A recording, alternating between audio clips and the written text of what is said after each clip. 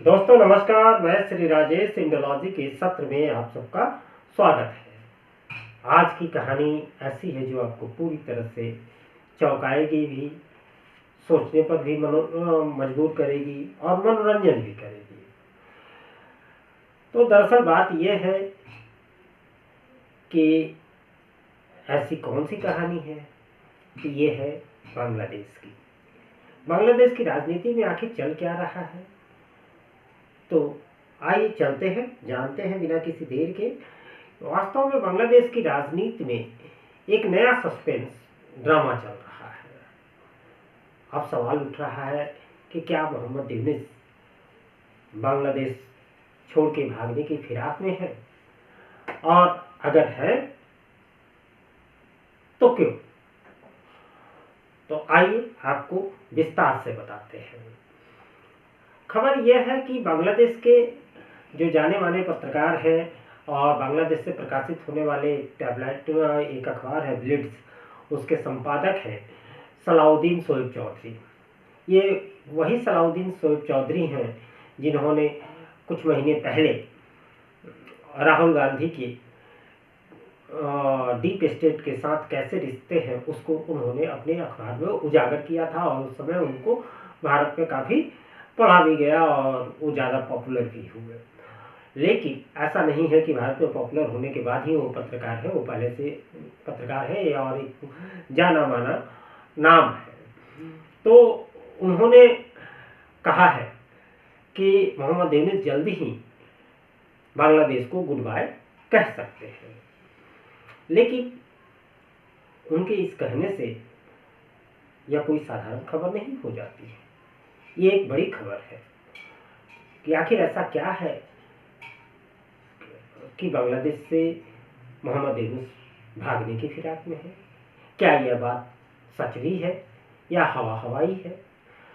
तो यूनुस साहब का बांग्लादेश छोड़ने की राजनीति की जो खबरें जैसे ही बाहर आई, बांग्लादेश की राजनीति में एक तरह से भूचाल आ गया, और उनके बाहर देश से बाहर जाने की वजह भी बताई जा रही है। तो क्या कि उम्र हो गई है और तबीयत नासाज चल रही है। ऐसे उम्र में तबीयत का नासाज होना एक आम बहाना है, जैसा कि हम और आप अपनी दैनिक जिंदगी में अक्सर किसी चीज़ से बचने के लिए या कुछ ये करने के लिए तबीयत का एक बहाना हमारे लिए एक रेडीमेड बहाना होता है।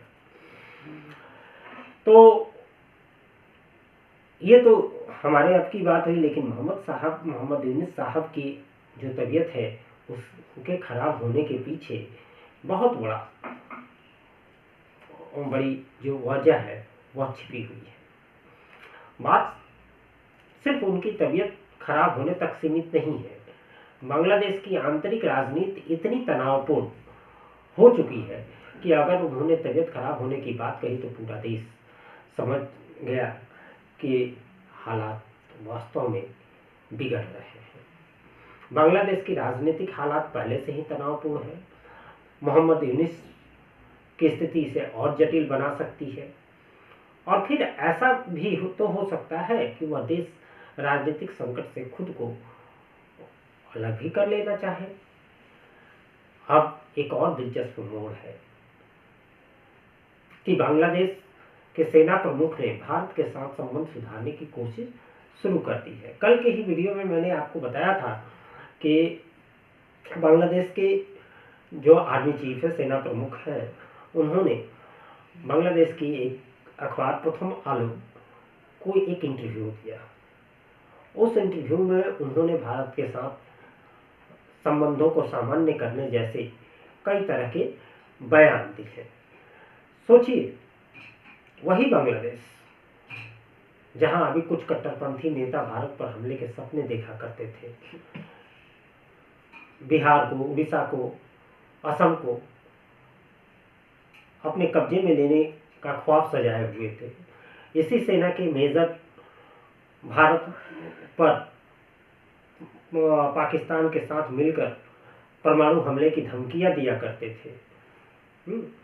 तो ये रातों रात इनके विचार बदल कैसे गए। यह भी कहा जा रहा है कि बांग्लादेश में आर्थिक संकट और भारत से चावल बिजली के आयात में आई बाधाओं ने सरकार को यह कदम उठाने पर मजबूर किया है। वास्तव में 5 अगस्त 2024 या 5 अगस्त 2024 के कुछ पहले से ही जो बांग्लादेश में राजनीतिक अस्थिरता सृजित हुई थी, उस समय से ही इंडिया के खिलाफ एक उकसावे की राजनीति की जाती रही। धीरे धीरे देश में खाद्य संकट गहराने लगा था। ऐसे में बांग्लादेश सरकार को ये उम्मीद थी कि म्यांमार से उसे खाद्य सामग्रियों की आपूर्ति हो जाएगी, लेकिन जिस तरह बांग्लादेश और म्यांमार के बीच जो 270-71 किलोमीटर की सीमा है, वह म्यांमार के रखाइन प्रदेश का है और वहाँ अराकान आर्मी जो बुद्धिस्ट है, उनकी प्राइवेट एक तरह से वो मिलिशिया है, उन्होंने न केवल बॉर्डर के इलाकों को बल्कि टेकनाफ नदी के उस पार और पूरे रखाइन प्रदेश में उन्होंने एक तरह से कब्जा कर लिया है और वो बांग्लादेश में भी के भी हिस्से को कब्जा कर चुके। सेंट मार्टिन जो आइलैंड है उस पर तो उनका घोषित तौर पर कब्जा हो चुका है। तो ये जो बांग्लादेश सरकार की जो रणनीति थी वह फेल हो गई और उसके बाद उन्हें भारत की जरूरत महसूस हुई। आर्मी चीफ ने भी कहा कि बांग्लादेश काफ़ी चीज़ों के लिए भारत पर शुरू से ही निर्भर रहा है और उसकी निर्भरता अभी भी बनी हुई है। ऐसे में बांग्लादेश को ऐसा कोई कार्य नहीं करना चाहिए जिससे भारत को नुकसान हो और उन्होंने थोड़ा सा बयान को संतुलित करने के लिए ये भी कहा कि भारत को भी ऐसे कोई कार्य नहीं करना चाहिए जिससे बांग्लादेश के राष्ट्रीय हित प्रभावित होते हों। अब जरा सोचिए, ऐसे में अगर यूनुस साहब बांग्लादेश छोड़कर चले जाते हैं तो देश के भीतर क्या होगा और यह घटना क्या संकेत देगी कि बांग्लादेश की सरकार और उनकी आंतरिक व्यवस्था पर विश्वास कम हो रहा है। अभी 31 दिसंबर को ही एक बड़ी रैली होने वाली थी जो नहीं हो सकी और 31 दिसंबर तक 1972 में बने संविधान को खत्म करने की बात कही जा रही थी। अब उनके डेट को और आगे बढ़ा दिया गया है, 15 जनवरी 2025 कर दिया गया है। तो क्या बांग्लादेश के संविधान को खत्म करना इतना आसान होगा? अब बात सिर्फ बांग्लादेश तक ही ये सीमित नहीं रह गई है। जैसे ही जनवरी 2025 का समय आएगा, डोनाल्ड ट्रंप 20 जनवरी को अमेरिका के राष्ट्रपति के रूप में पदभार संभाल लेंगे। उनका ध्यान इस समय बांग्लादेश की ओर है। उन्होंने पहले भी बांग्लादेश में अल्पसंख्यकों पर हो रहे अत्याचार पर भी बयान दिया था, वहाँ की राजनीतिक अस्थिरता को लेकर भी बयान दिया था। उन्हें लगता है कि वहाँ जो कुछ हो रहा है वह सही नहीं है।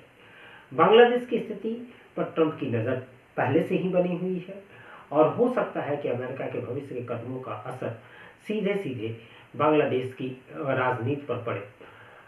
तो अब सवाल यह है, क्या मोहम्मद यूनुस सच में बांग्लादेश छोड़ देंगे या फिर वह जनता के बीच खड़े होकर कहेंगे रुको जरा सब्र करो, तबीयत ठीक हो देने दो।